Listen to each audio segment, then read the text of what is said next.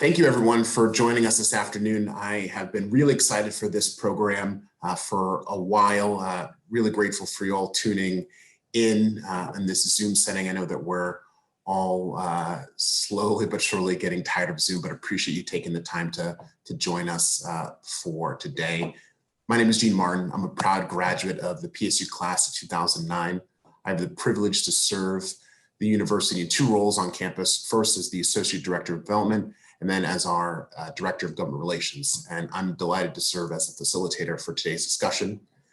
A group of us earlier this year were discussing how that in 2021, Juneteenth would be celebrated for the first time as a USNH holiday.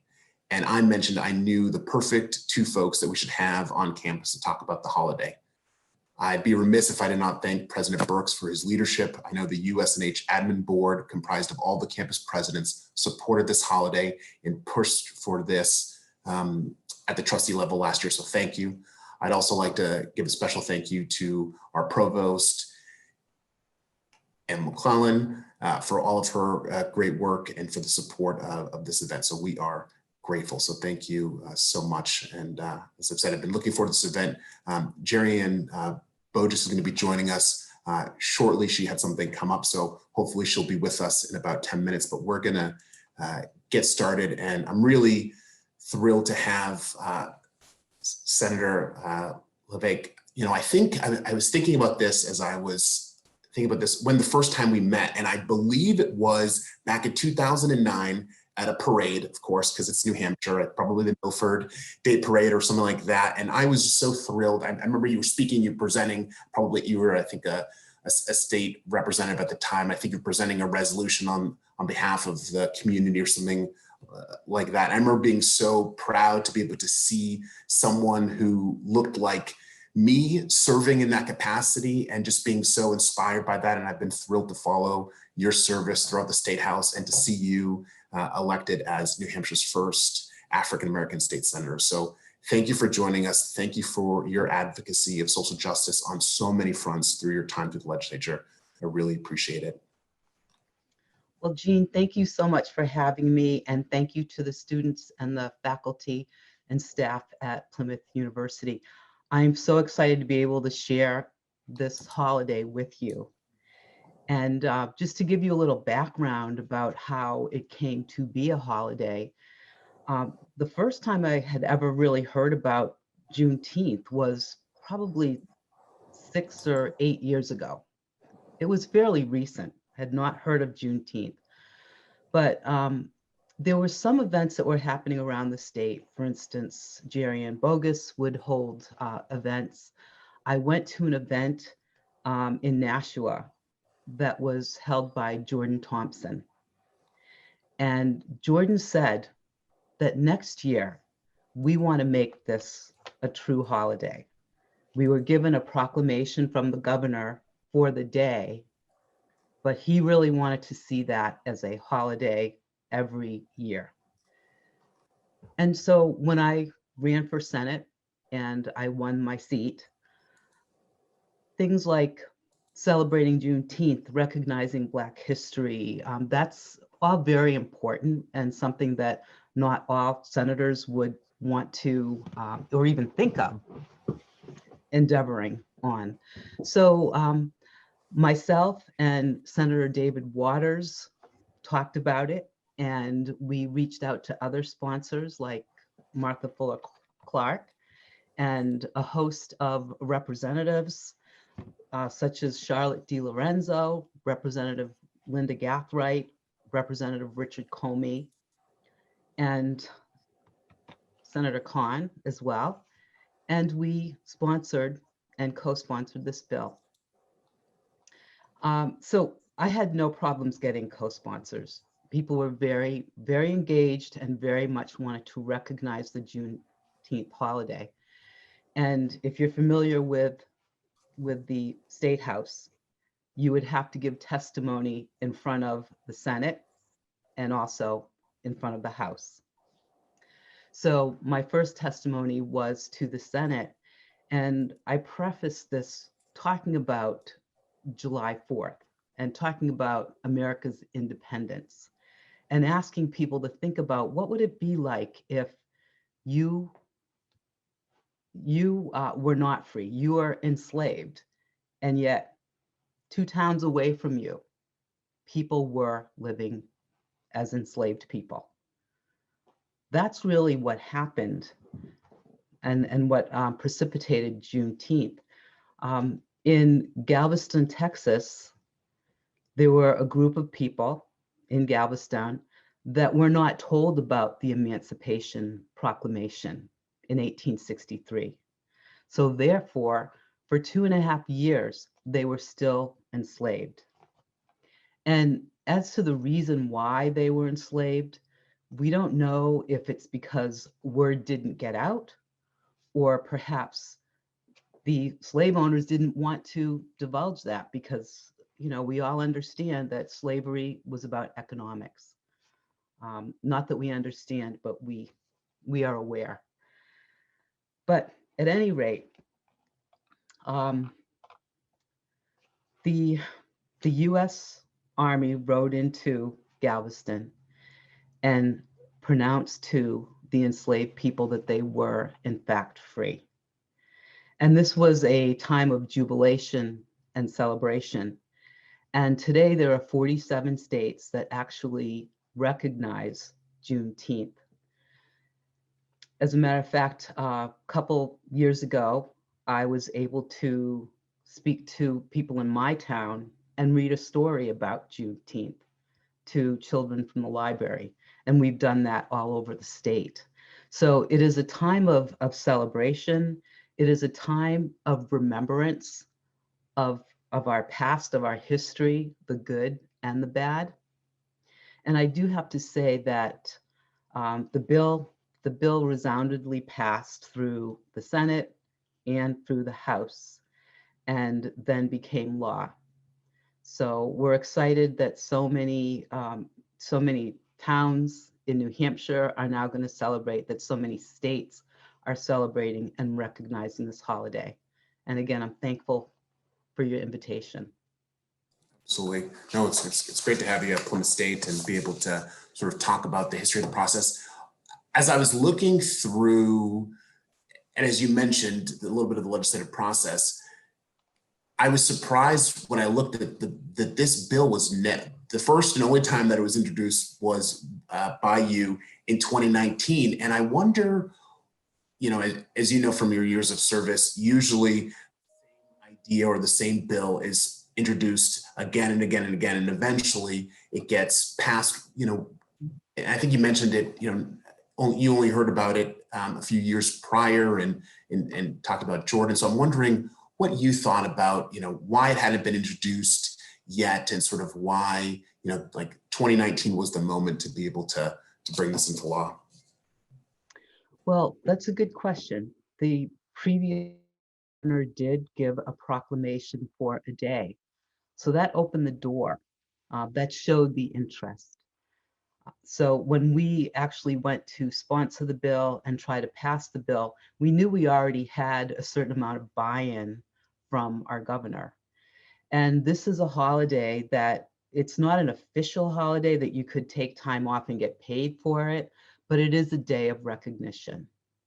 So we weren't asking for, a typical day off as you might for some holidays. So I think that made it easier to get over that hurdle. But I also think that being, the first African American, it's more top of mind for me. And fortunately, I had a great group of sponsors that felt the same way.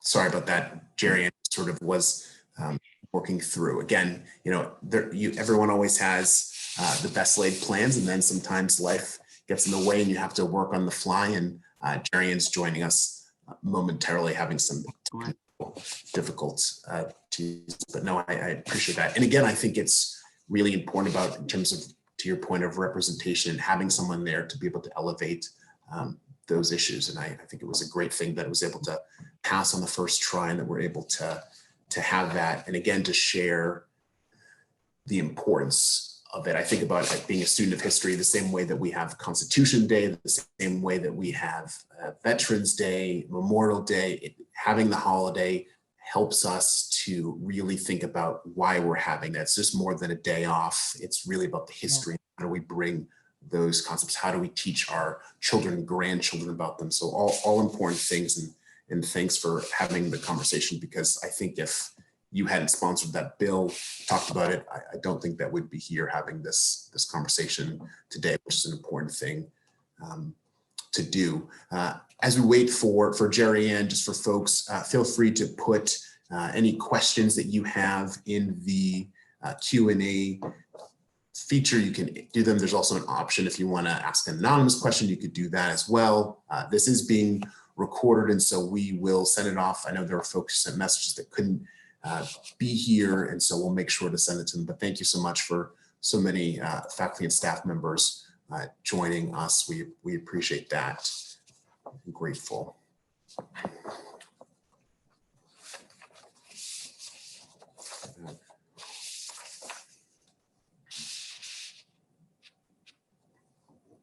You know, you had mentioned that we're now one of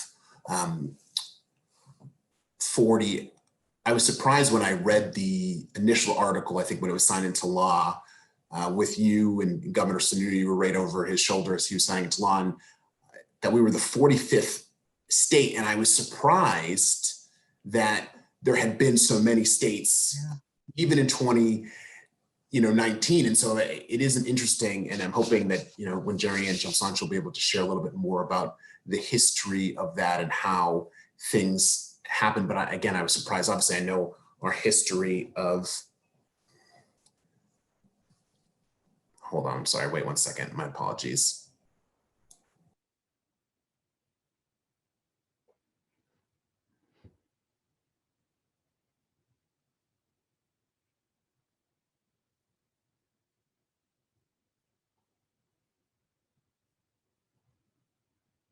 Well, if anybody wants to know what they can do on Juneteenth, there's lots of celebrations going on around the state. And what people typically do is they go fishing, have barbecues and picnics, do education, do volunteer work. I know in Nashua, there's an event going on, and I'm sure that there's something going on in the Plymouth area as well. In Nashua, our event is at the Nashua Library. Just sharing some Juneteenth. Over, she's in the other room. Could you, Jared? I don't have the ability to pull her over into this panelist mode. Yes, I was just sharing some things that people do on Juneteenth. Excellent. Yeah, and I'm sure Jerry Ann will have a lot more exciting pieces of history to share. I love listening to Jerry Ann. Jerry Ann, thanks for joining us. I was sharing that like most things in life, everyone always has a plan, but things happen and you have to work on the fly to get it done. And so we're glad that you're with us. We were talking a little bit about how the senator helped enact it in state law. So would love to hear a little bit about the history and talking about what's been going on in other communities. And so I'd love to hear with you, and thank you for joining us. I guess I should probably introduce you again, think about this. So thanks again, Jerry Ann Bojes, the Executive Director of the Black Heritage Trail of New Hampshire. Thanks for making time for us. I know this is a busy 2 weeks for you. Congratulations on the successful New Hampshire Give Days. It was great to see the trail success there. And I know there's so many great events happening next week. So thanks for taking the time for joining us. I had the pleasure of meeting Jerry Ann for the first time back in 2018 when we were members of the Leadership New Hampshire class that year. And you were one of the many leaders in that class I continued to be in awe of through your work through the town of Milford and now through statewide at the trail. Thank you for all that you do to promote the awareness and the appreciation of African-American history, and in order to build a more inclusive place around the state. So thanks for joining us. It's for folks on the Zoom, well worth the wait. Jerry Ann is one of my favorite folks, or two of my favorite folks here. So with that, I will kick it over to you. Thank you.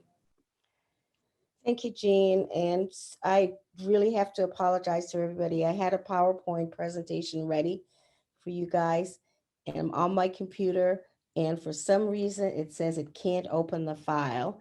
I called my son to get him to send it from my other computer, and it can't open there. So I'm here without a presentation, without a PowerPoint presentation. So I'll do my best to talk about Juneteenth, and any questions you have, I'll do my best to answer them and to tell you what the Black Heritage Trail is doing for our Juneteenth celebration. I want to thank Melanie LeVake, Senator LeVake, for her work in getting Juneteenth recognized in our state, one of the only states that did not celebrate, that did not recognize it as a holiday. And I'm really proud that UNH actually is closed for today in celebration of Juneteenth. So we see our state really stepping up to honor this holiday. And it's a holiday that was originally celebrated by only African Americans and mostly in the South. And for those of you who may not know, Juneteenth, the word Juneteenth is the shortening of the word June 19th. And that date was picked as the day to celebrate the full emancipation of the enslaved African Americans here. And that's when the Union General Gordon Granger, he arrived in Galveston and issued an order, General Order number 3, that told the people in Texas that they were free. There's some misconception about um, the enslaved people in Texas not knowing that the president had signed the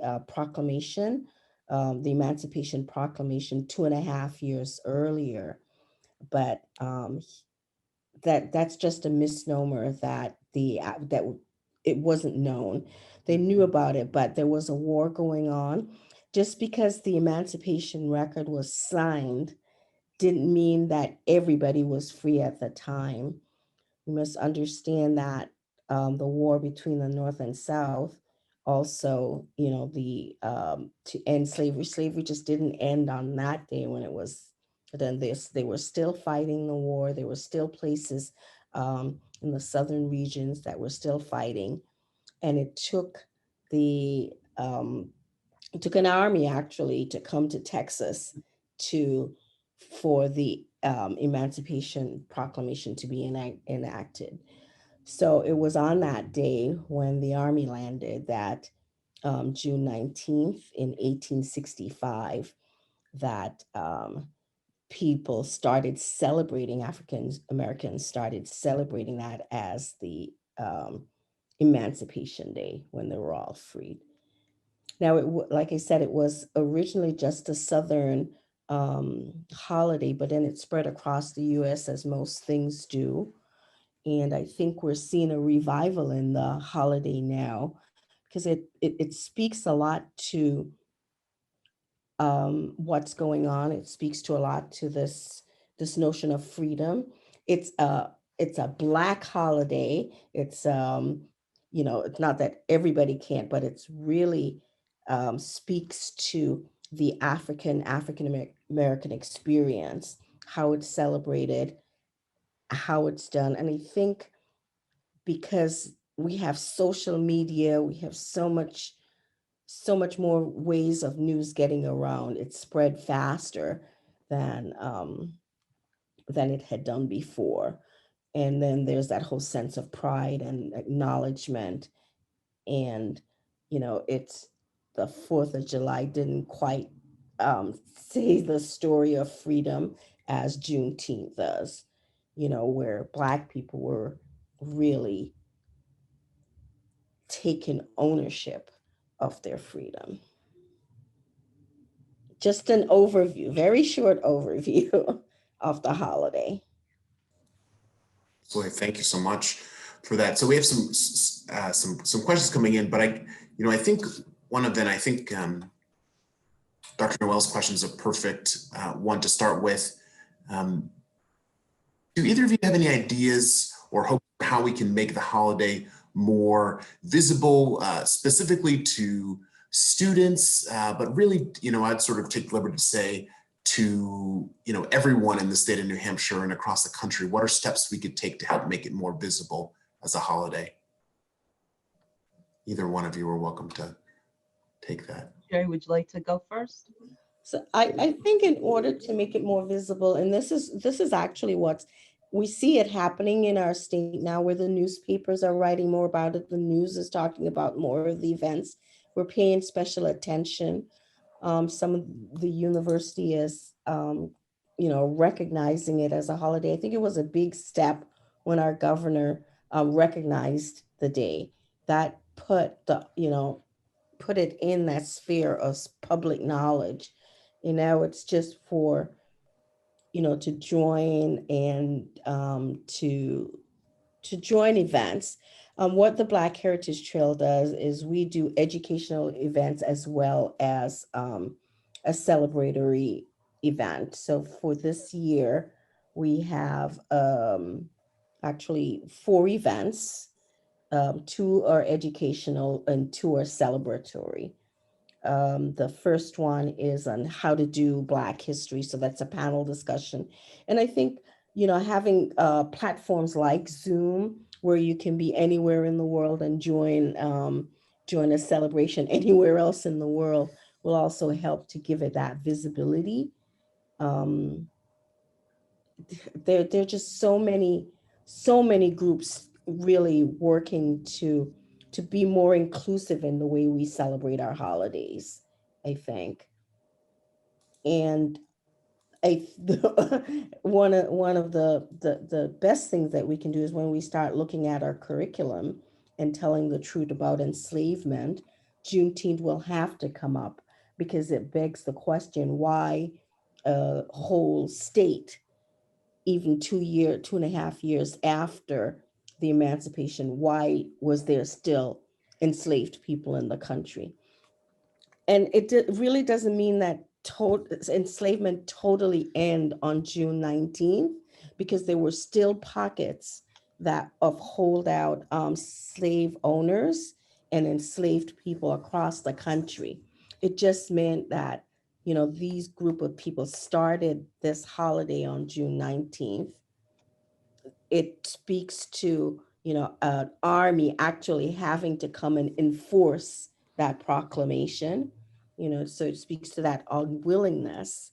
So if we talk, if our curriculums, if our high schools, if our colleges really look at the history in its true light, then, more people will know about Juneteenth and what that meant. And I think that's a place for us to start. So Jean, I really applaud you in, bringing this to your campus in a way to look at our history. I don't think we can afford to keep rose-colored glasses about our history on anymore. And this is just one of the stories that bring to light, the conflicts in our history, the conflicting stories. And until we face those conflicting stories and look at our history truthfully, openly, I think we're bound to repeat the same mistakes. Absolutely. I agree. Thank you, Noah, and I appreciate the two of you being here. Just for a note, because there was a question, Juneteenth is indeed June 19th.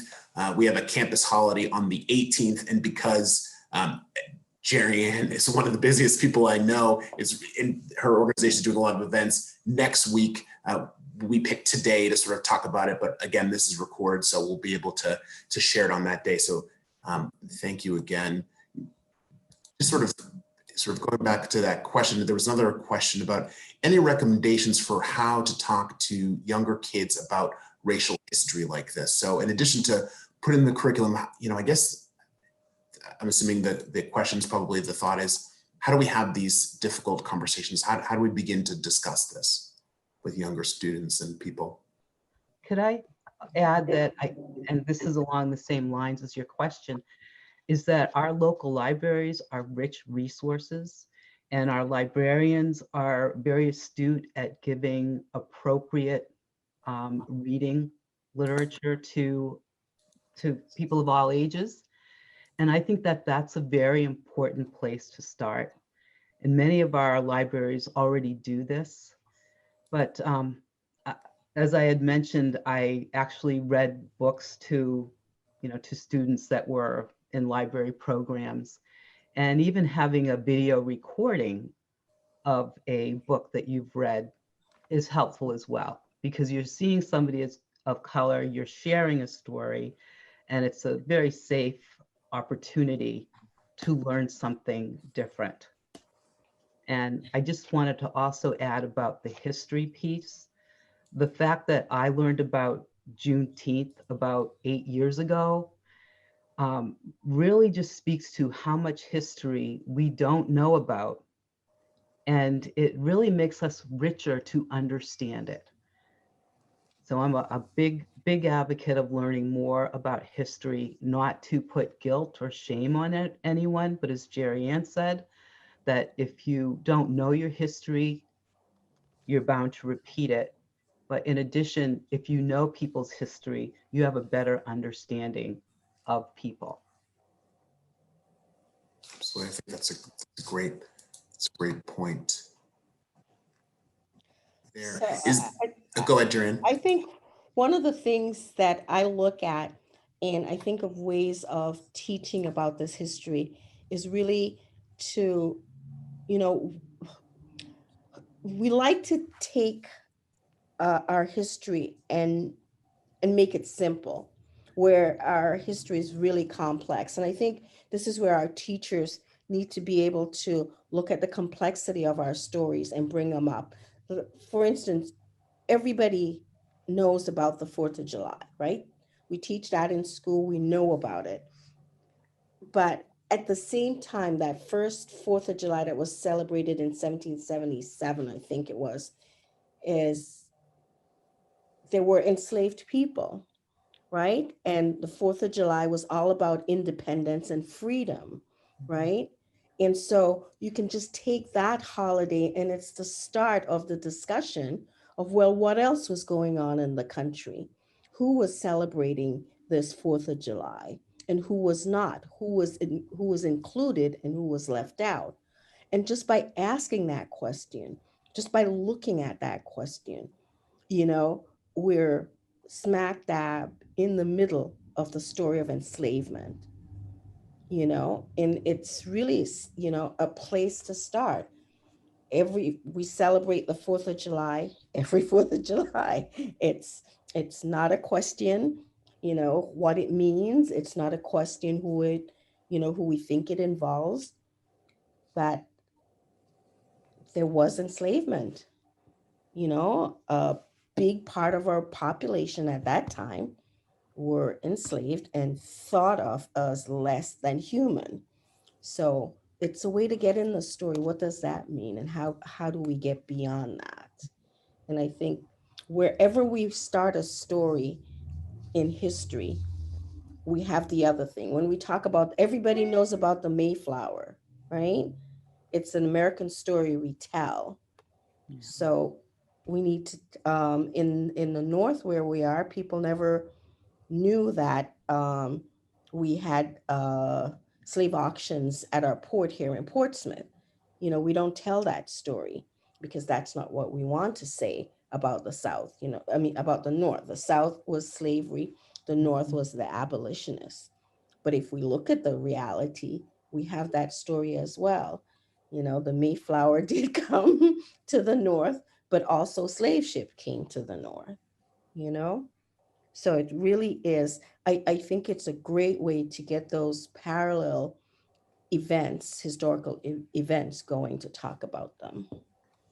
And I think to your point, one of the things I learned from you back in 2018 was that I think a lot of folks say that New Hampshire is lily white and our history has always been that. But as you have shared with me, we have a rich history. I mean, the first African-American author from Milford, New Hampshire, there have been lots of stories and events that have happened, obviously not all positive, but there's been a history of this in New Hampshire. And again, how can we, as staff people, as faculty members, be able to help share those stories and educate them? Are there resources that the Black Heritage Trail has? How can we continue to push them? Because I think obviously Juneteenth doesn't fall during the academic year when students are here. So how can we share this full history with people? What are your ideas from both of you on that point? Well, I'm always up for a road show and bringing Jerry and all her history. Black History Month is also another time that we try to do some special events, but we also try to make sure that it's not just in February, but throughout the year. And that's where Jerry's programs are just amazing.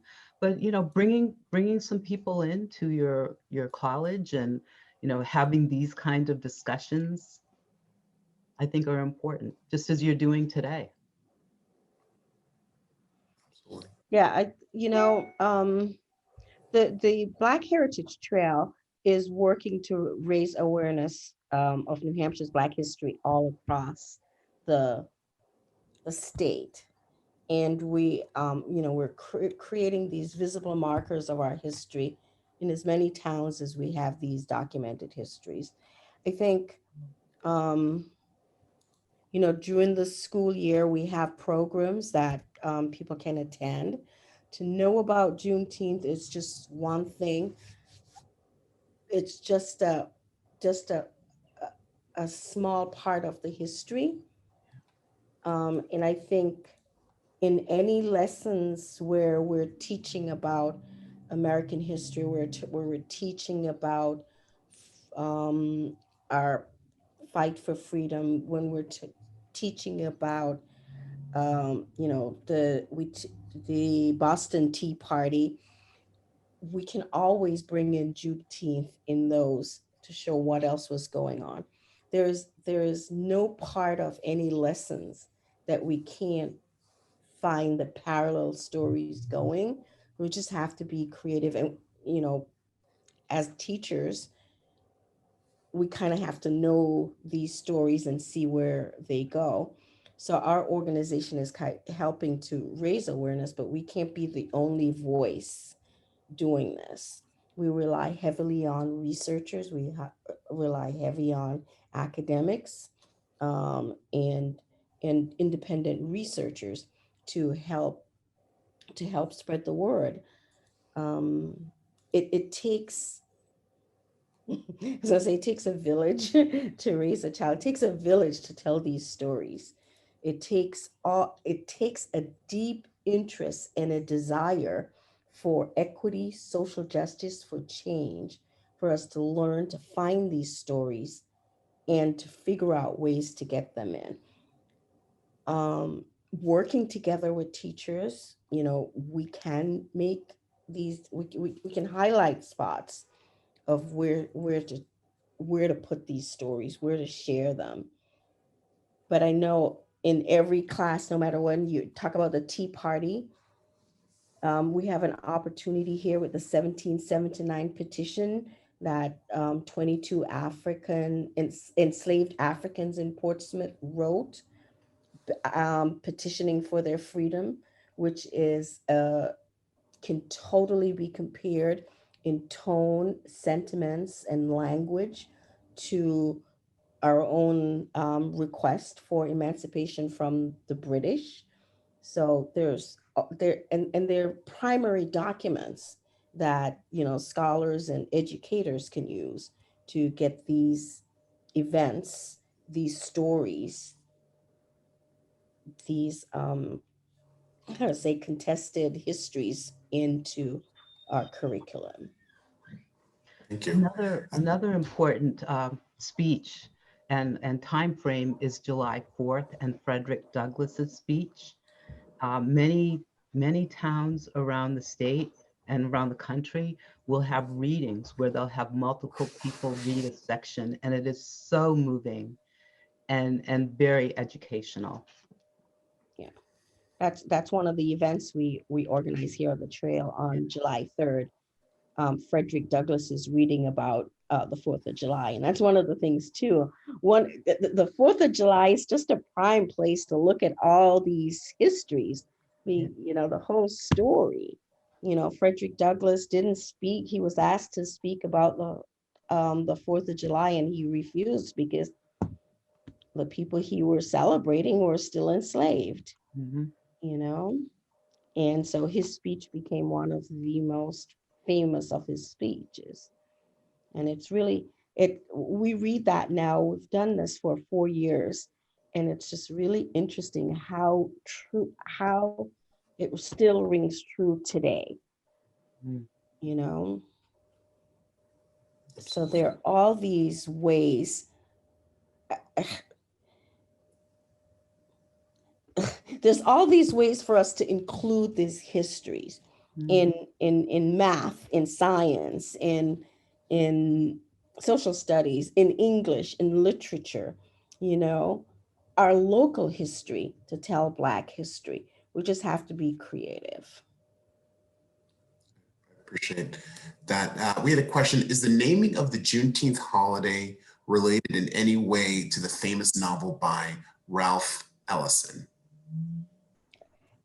To my knowledge, no, because Juneteenth really is June 19th. So it was named after from the day that the arrival of the army in Galveston. They arrived there on June 19th. So African American vernacular changed it to Juneteenth.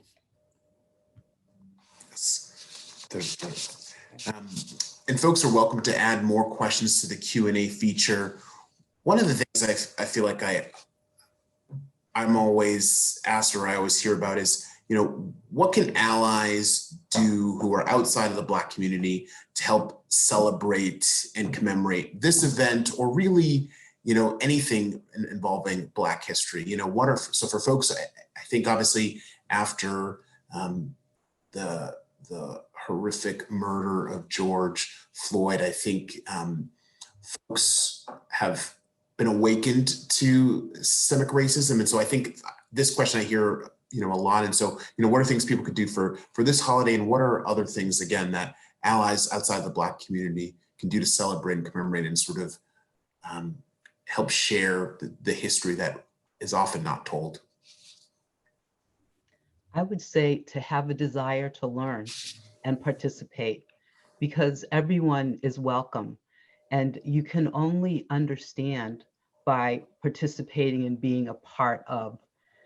We appreciate all of our allies. We know that, even Juneteenth couldn't have happened without allies, without people that weren't enslaved. Everything that we do in life, we need to do it together. We have allies, and we want our allies to be with us. So learn more, be a part of, and don't be afraid to ask questions and to have conversations. So Jean, if you give me the ability to share, I'll just share the website with the programming that we have for this Juneteenth, and just talk a little bit about other ways people can get involved, I think. Travis, can you help facilitate that on your end? Yeah, it looks like everybody has the ability to share right now. Okay, I'll just share it. So I don't know if everything is sharing on my screen because there's so many things open, but this is our program this year for 2021 Juneteenth celebration is really looking at the rise of DNA testing all over the globe and what that means. It's like I said, it's a celebration of African American history, and title is June Found Lineage, Celebrating African American Roots and Branches. And so for the first event, it's Thursday, June 17th, and this is a workshop for people who are interested in learning how to do African American history and who are interested in genealogy. Um, we have a panel. It's a long from 10 to 2:30, but there are some experts. Sean Halifax, he's from the African American Museum in DC, and he's going to talk about uh, how to approach the work. What we find a lot of historians say is, well, we don't know how to do Black history research. We don't know where to find primary documents. You know, a lot of the enslaved people, their stories were told in other people's journals and stuff. So how to actually do this, he'll talk about it. I think one of the interesting things for this panel, though, is we have two people who have done their research, African American research, and they're sharing their stories. Bob Bellinger, he is African American, and you know he did his roots story, the program all the way back to West Africa. So he'll be able to share that. But Tanya Ward Singer, she's a descendant from the New Hampshire Moffat lad. And in doing her own research, she found her family, she's white, she found her family's connection to the slave trade, that they were actually slave traders. So she'll talk about what that means to her and what it meant to her family to discover that part of their story. And I think, again, African American story is not separated from America's story. It's such an integral part and so intertwined um, in our whole story. We can't have the white story without the Black story, and the Black story without the white story. There's so much dependent on each other for a full picture of our history. And again on Friday, because it's a celebration, we have a concert. Broadway singer Nikenji, she will be performing and honoring African American sopranos, and one of them is one of our local New Hampshire famous New Hampshire soprano, Nellie Brown Mitchell, who was very famous across the country in the 18th century. She was an entrepreneur as well as an inventor, a teacher, and she was born and raised in Dover, New Hampshire. So we'll be honoring her at the concert. And we have another educational piece to look at what this rise in DNA testing means to our landscape, where so many African Americans are discovering their roots, and so many non-African Americans are finding their connection to the story. You know, these stories of maybe even having Black ancestries themselves. And what does that mean when we're looking at these broader narratives across the country? How does that change our American landscape? And then we end our program with a celebration at the African Burying Ground here in Portsmouth, honoring the ancestors. And we're doing this in a typical West African style, um, with two the chiefs, Babaloas, and the Yoruba tradition, shamans in other indigenous traditions. But they usually there's an Egungun society that comes and honor the ancestors, and they perform these healing rituals. And that's what we're doing at the African Burying Ground, with drummers, the shamans, the drummers, and dancers at the burying ground to close out the celebration. And how do you stop sharing? So that's kind of our overview. Again, looking at education and culture and our intertwining stories is what we do to bring it all together in not only celebrating Juneteenth, but celebrating African American culture as well. Well, thank you so much. I feel like we've had a lot to sort of think about today. We've heard a little bit about the history, how we this bill became a law here in the state, and talked about plenty of great resources for folks who want to learn more. They should definitely visit blackheritagetrailnh.org. There's great things. I know I'm always excited about the last celebratory event. To be able to even watch it from Zoom. So there's, you don't have to make the the commute down there, but so excited for that. And again, I think lots to think about, as you both mentioned. How do we continue to tell these stories, share this important information, and continue to educate our youth? And so I appreciate both your time here today, and thank you so much for everyone joining us. I really appreciate it. I think it was a great conversation, and hopefully we'll be able to have you back next year in person. And for folks who know me, hopefully we'll have some great food that we can have and share, because I think there's nothing better than having friends gathered together around a meal and chatting. So thank you so much, everyone. I appreciate it, and have a great weekend, and happy Juneteenth. Thank you so much. And I do apologize again for not being able to show the PowerPoint I prepared for today. Wonderful. Thank you. Thank you for having Senator. me, Jean. Thank you. Thank you. you. Good to see you guys. Have a great one, everyone.